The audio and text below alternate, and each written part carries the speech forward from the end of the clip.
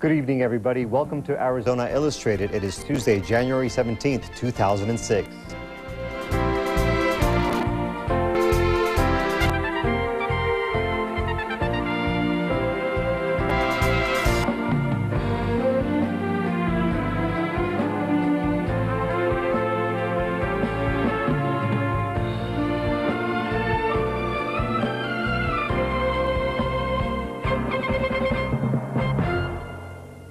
Hello, I'm Tony Paniagua. Bill Buckmaster is on assignment. Tonight on Arizona Illustrated, we'll tell you about the final 4 candidates for the presidency of the University of Arizona. A statewide initiative is trying to raise the minimum wage. We'll meet a New York City native now living in Tucson who is dedicated to colorful art. And we'll talk to the author of a new book who is trying to break stereotypes and misunderstanding about a huge region in the country. But first, Arizona headline news. The University of Arizona is one step closer to getting a new president to replace Peter Likens, who is scheduled to retire in June. The Arizona Board of Regents has released the final 4 names remaining on the list. We'll tell you who they are and talk to the chair of the search committee. Governor Janet Napolitano is releasing a proposed state budget with new or increased spending measures. The governor wants to use part of a projected $1 billion surplus for education, state employees' pay, and border-related law enforcement. Union Pacific trains are moving again in southern Arizona after a serious fire in Yuma destroyed a wooden trestle on Sunday. Dozens of trains had to be rerouted while repairs were underway.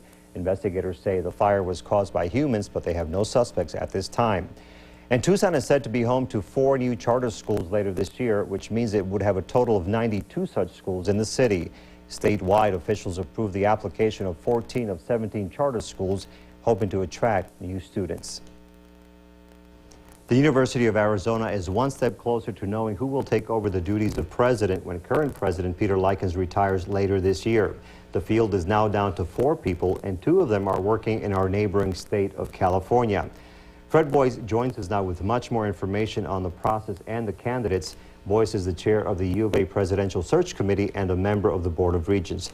Thank you very much for joining us. My pleasure. Nice to invite me, Tony. Well, obviously, very big news for the University of Arizona and the state as a whole. Pretty exciting day. A big day. You know, the president of the University of Arizona is one of the top spots, if you would say, in the state of Arizona. What happens is president of the University of Arizona has a big effect, certainly on the University of Arizona, but on the state as a whole.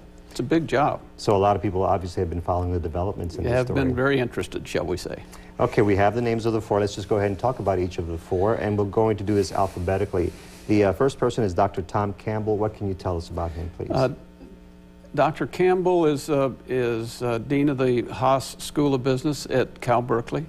He is a 5-term congressman from California, served in the state Senate in California, has just recently returned to his deanship, if you will, being budget director and finance director for the state of California.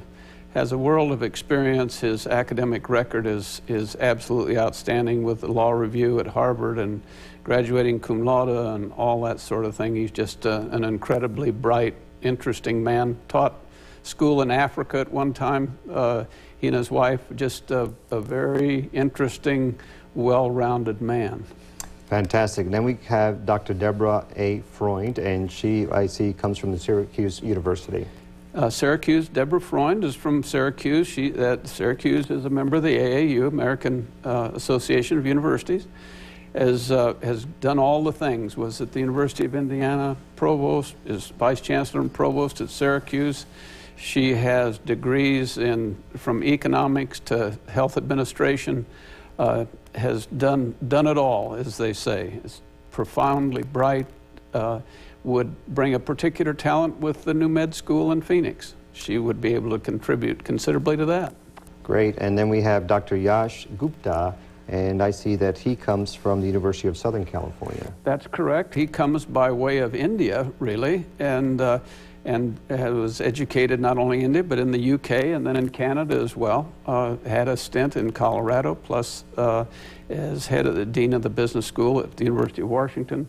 Had a distinguished career there. Has been at USC only about a little better than a year, but is just a man of profound intellect, enormous ability, great stamina.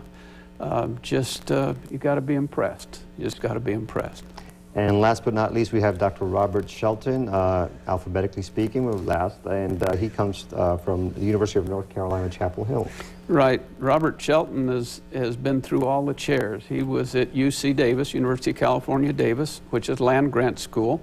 So he has land grant experience, and the University of Arizona is a land grant school. He served in the University of California system before going back to Chapel Hill. Is provost back there, has a distinguished record of both in and out of the community. He's been there and done it. There would be few things in academia that Robert Shelton wouldn't be aware of.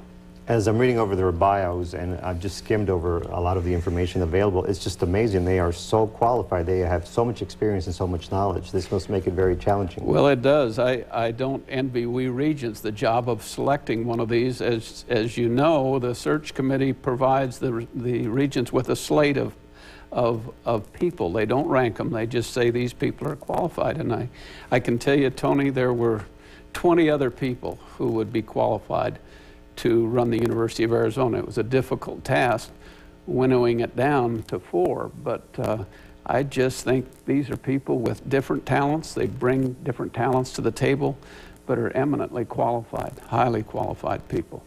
And why don't you tell us a little bit about the process? How did this whole begin and what happens now? Started out with the regents actually hiring a consultant, Dr. Ann Hasselmo, from Academic Search in Washington, D.C., and then put together a search committee, of which there are 30, a very diversified group of faculty and regents and business people, student representation. It's just kind of all parties represented there. You would say on the face of it, that's too many people. You're right, it is too many. But I can't tell you how proud I am of this committee. They've given of their time and their effort. They've worked hard.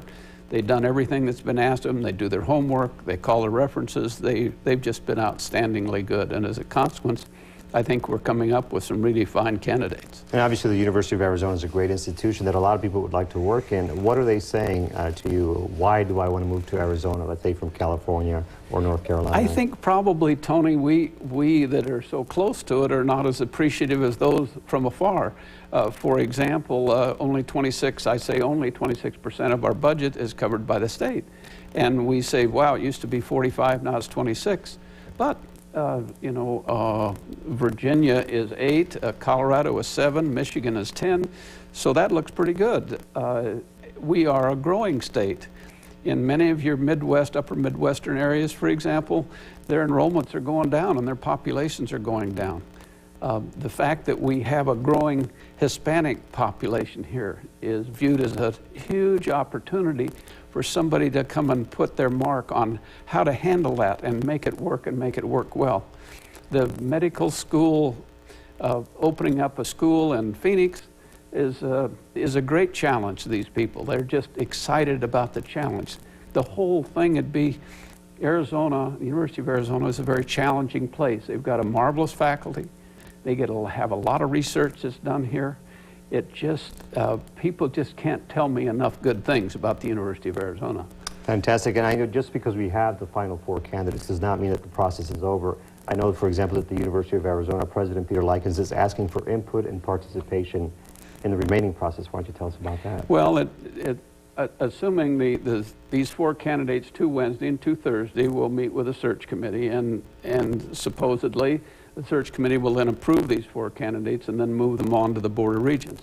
At that time, each one of these candidates will spend 1 day on campus, Friday, Monday, Tuesday, Wednesday the following week, of which it's a grueling grind because they start about 8 in the morning and they go to late at night, and they meet with faculty, with deans, with students, undergraduate, graduates, professionals, and up in and including the public has an opportunity to meet with these people. So there's nothing hidden under the rug. What these people are, they will see. And I think that when the public and the faculty and the staff get a chance to see any and all of these 4 people, they're going to be really impressed.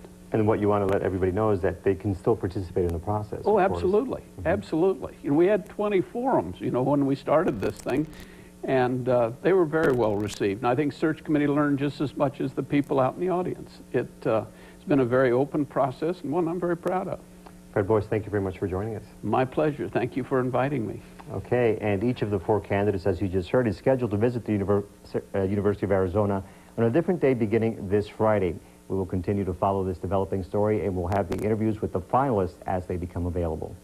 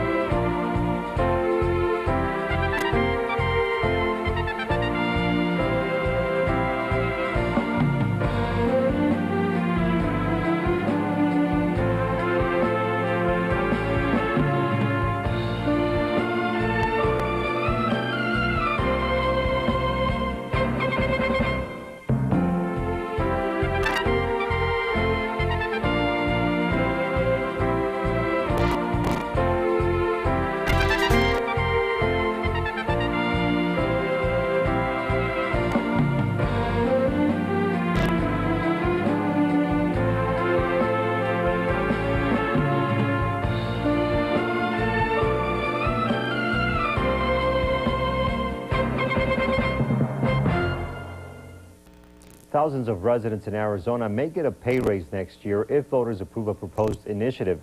Coalitions in several states have been successful in raising the minimum wage, and now they are trying to repeat that goal here in Arizona. But of course, there is opposition from businesses.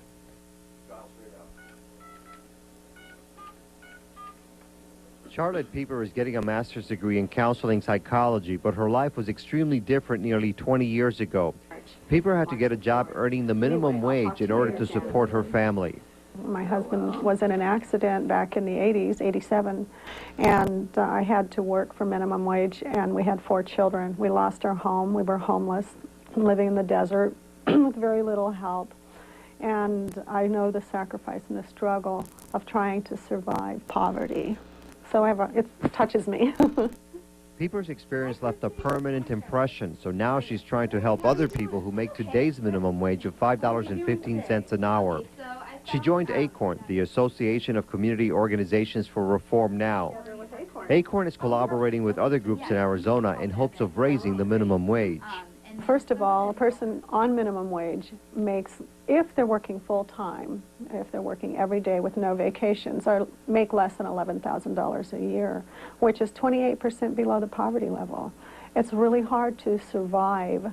Poverty level for a family of 3 is a little over $16,000 a year, so that's a very difficult way to survive. The initiative's goal is $6.75 an hour in 2007, an increase of $1.60 an hour from the present rate.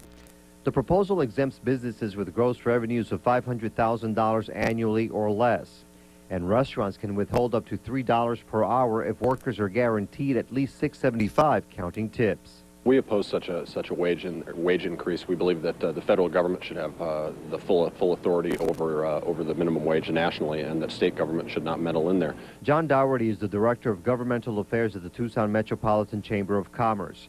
Dougherty says the increase would have a negative impact on the economy and could actually lead to job losses instead of benefits for workers. One of the top costs to business is the cost of labor, and when a business looks at their business plan every year, they look to see where they can cut costs, and of course, the labor being the top one, they will cut that first, and that stifles job opportunities and job creation, and is very bad for the economy of the city of Tucson. The argument has been made in the past that every time that people want to raise the minimum wage, businesses say, we can't afford it, it'll put us out of business and so on, and yet they continue to exist, and some even thrive. Well, that comes back to the myth of a family trying to exist on minimum wage. The studies that we have seen have shown that that is a very rare case. Most of the people earning minimum wage are teenagers, college students here at the U of A, and second wage earners in a family situation. So that is one of the things that the Chamber of Commerce takes to the table as that will be very detrimental to business.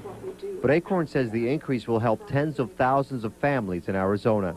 Our facts show that it will affect 145,000 families. And 70% of those people making minimum wage are adults.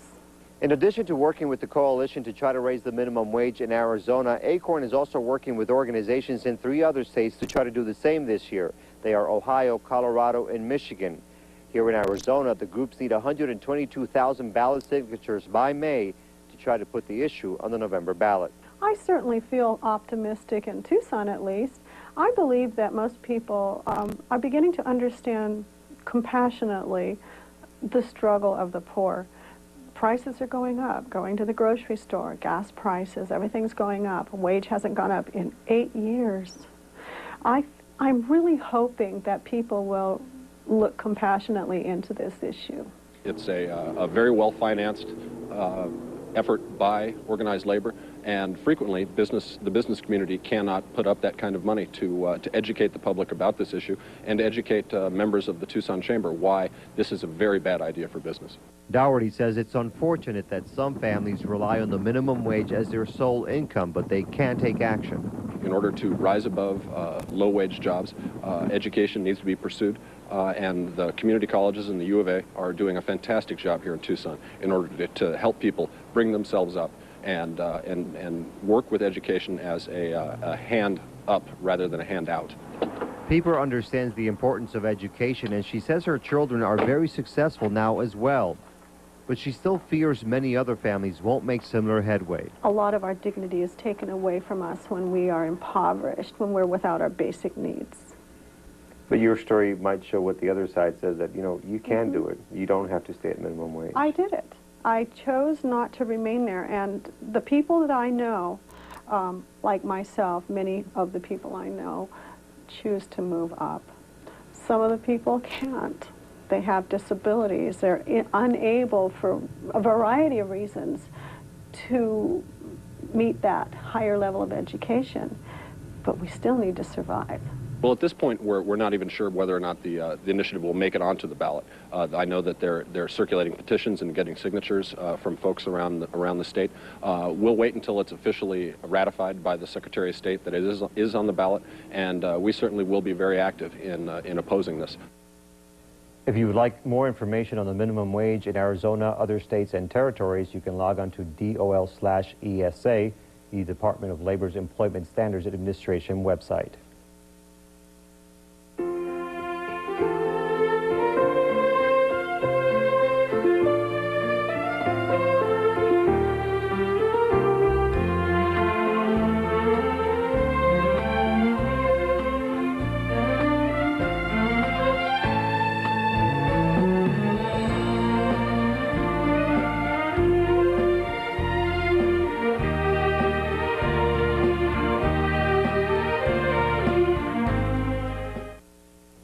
The United States is rich in history and cultural contributions from many regions of the country, but many people have often been stereotyped or ignored.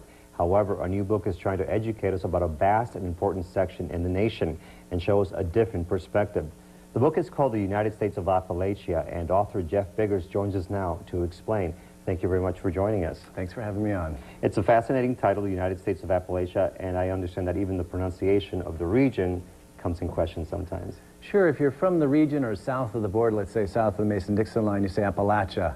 If you're from the north or in the broader country, you tend to say Appalachia. But it's a tomato-tomato situation, so it doesn't really matter. And you want to educate people about this vast region, which I was looking at a map, includes parts of states like New York, Pennsylvania, Virginia, and Tennessee. What do you want people to know about this area? Well, I think the most important thing is, in order to understand America, we also need to understand Appalachia, that so many of our founding moments in history and so many of our great innovators and social movements come out of this region, which is often considered a backwater, but really is a vanguard in American history.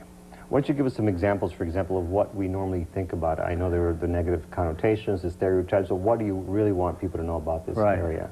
Well, I think typically we think of the people in the backwoods as being racist and very difficult in terms of race relations. What we forget is that the first abolitionist newspaper did not come out of Boston like we often think, but actually came out of the backwoods in eastern Tennessee with a very humble band of Quaker ministers and writers who actually worked very hard in the Mountain South against slavery.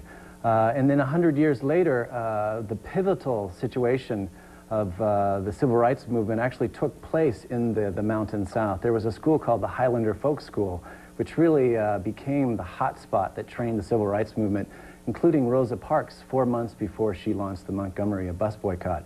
So the Appalachians actually have been in the forefront in many respects in terms of how we deal with diversity and race, which really brings up a big issue of my book, is that a large part of Appalachia is black, and a lot of our famous black Americans come out of this region. And that's another thing that a lot of people perhaps didn't know until I started talking to you, that they are Appalachians, but a lot of people don't consider them to be the African Americans in that region to be Appalachians. Right. It's, you know, for 200 years we've had this stereotype of sort of the backwoods frontier coon cap Davy Crockett, you know, which certainly has its place in American history. But the greater story, the even fascinating story of American history, is that Appalachia has been this incredible crossroads of cultures and immigrations, starting with a great confluence of indigenous people like the Cherokee and the Chickasaw, to all sorts of immigrations, and from African Americans to all sorts of Eastern Europeans. I mean, the man who started Black History Month, Carter Woodson, comes out of the mountains. Booker T. Washington, the great African American spokesman, comes out of the mountains. Nina Simone, the great jazz diva, comes out of the mountains. And then really every ethnic group that we have in America really is represented in this region as well.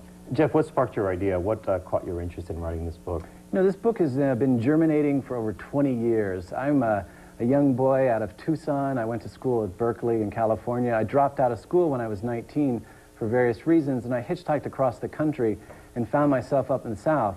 I was just working on farms and doing a little hiking and basically trying to find myself, and I got picked up by someone in the backwoods of the Blue Ridge.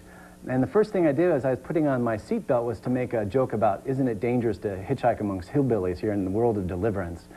And the driver said, get out. He pulled that stick shift down. He said, just get out. I said, no, I'm joking. I come from hillbilly stock. And he said, what do you know about hillbillies? He said, if you really want to know about mountaineers, come back with me. And I agreed, and I went to the Appalachian South Folk Life Center, which is a folk school in West Virginia. And there, they've really been in the forefront of trying to get people to understand this incredible, rich, and diverse and extraordinary history of Appalachia from the beginning of our histories to today. And you're going to be here in Tucson for a few days. Why don't you tell us about a special event that's going to be held this Friday, is it? Right. It'll be Friday evening, January 20th at the Rialto Theater there on Congress Street, the great Rialto Theater. And to show just the diversity of Appalachia, it'll not only will have the traditional mountain music, which we think about from Down from the Mountain Tour, or Oh Brother, Where Art Thou, which was quite famous for the Grammy Award, but we'll have the wonderful Lisa Ote here from Tucson singing songs from Bessie Smith, the great empress of the blues, and songs from Nina Simone, the high priestess of soul, both women who come from the backwoods. We'll have Tom Walbank doing incredible blues that came from the Piedmont, which were passed up from the Piedmont up into the rest of the country. And then, of course, we'll have Tim Wiedenkiller and some friends doing some wonderful banjo and old-timey music. Okay, this Friday at the Rialto Theater. Jeff Biggers, thank you very much for joining us. Thanks for having me on. In San Diego, Beirut, Chicago, Bogota, Columbus, Brussels, Milwaukee, Harare, Boston, Algiers. Mexico City. This is NPR News. A Tucson artist who's originally from New York City is working on colorful pictures made up of dots and other techniques.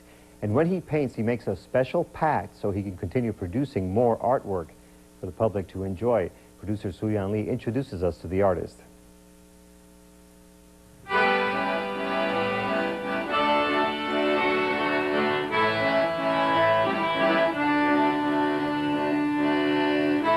I don't think I decided to become an artist. It decided for me. It was like fate tapped me on the shoulder.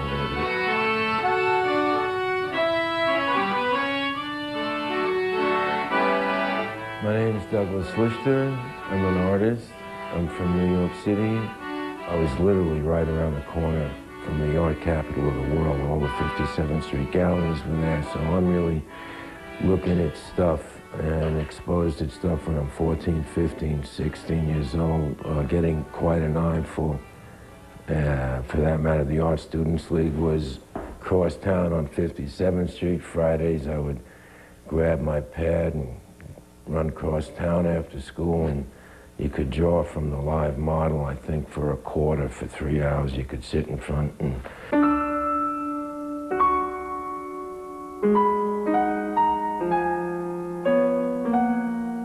doing a lot of experimental stuff, just trying different things. I became interested in building up light and tone with dots and dollops of color. It was sort of a progression from very early work, now that in retrospect I think back about some of the way it got started. So much of it is about the color, the form, the composition, the rhythm, its movement, all of those ingredients that make up a painting, the spatial relationships, the drawing. I'll keep paradise, you keep the art. I danced with God. He led, I think. We hold each other and slowly waltz. He draws me closer, embracing, and we dance through clouds, casting shadows on the shore. We dance through shooting stars, cathedrals of light and sound, over sunrises, vineyards, and ancestors playing cards in the garden. We dance round and round with closed and open eyes till the world tapped him on the shoulder so it might have a chance to dance with me.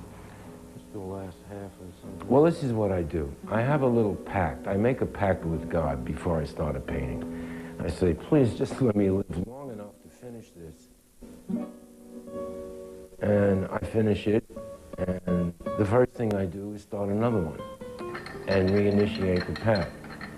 So in a sense, I'm sort of getting a make-believe lock on my longevity.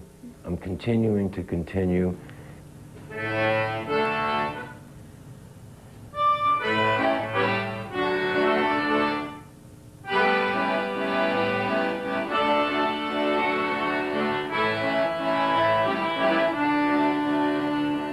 I'm very much abreast of what's going on in terms of the world. I'm not escaping the horror. There's no way to escape it. All you have to do is open your eyes or turn a meteor on or whatever. I hope one of the things that is able to happen is that looking at this work, you know, that the power of art hopefully it could make, for at least a moment, this world a more hospitable kind of place to be, a beautiful place to be, a joyful place to be.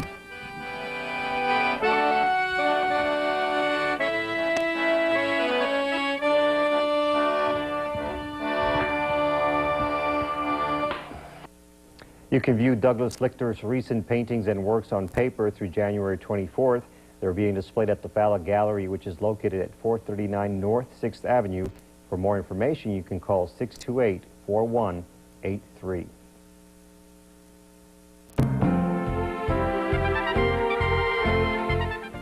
We invite you to visit our website at KUAT.org for your comments and story suggestions. We'll be back in a moment with a recap of the top Arizona stories. Funding comes from Martin Frost, a new local business bringing Tucsonans fine art, functional art, cultural crafts, and more. Martin Frost is located in Plaza Palomino at Swan and Fort Lowell. Funding comes from AAA Automotive, insuring motorists for over 90 years. Information is available at AAA.com. AAA, and on you go. Recapping the top stories in Arizona, the University of Arizona is one step closer to finding a new president to replace Peter Likens, who is scheduled to retire in June. And Governor Napolitano is releasing her proposed budget for Arizona. She would like to spend more money on education, raises for state workers, and border security. Coming up tomorrow night on Arizona Illustrated, we'll tell you about the so-called silent site killer, also our monthly conversation with the governor. Coming up next on the News Hour with Jim Lehrer, the U.S. Supreme Court upholds the assisted suicide law in Oregon. I'm Tony Paniagua. Thanks for watching. Now on to Washington and the News Hour with Jim Lehrer.